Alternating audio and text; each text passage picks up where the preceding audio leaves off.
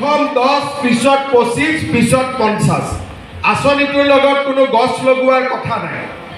এই আঁচনি জিলা নহ'লে আমাৰ ইয়াত 30,000 মানে পালেহেঁতেন। এতিয়া মই ৰাতিপুৱা শুনিছোঁ কিমানে পাব বোলে তামোলপুৰত 35,000 মহিলাই পাব আৰু গোৰেশ্বৰত 33,000 মহিলাই পাব।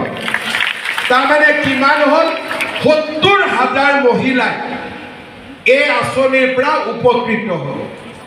জিলা হোৱাৰ আগতে CM ত্ৰিপুলে আত্মনিৰ্ভৰ অসম অভিযান কিমানে পালে 393 জনে।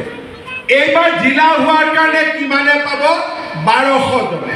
300 জনৰ জেগাত একেকোবে 1200 জনে পাবগৈ।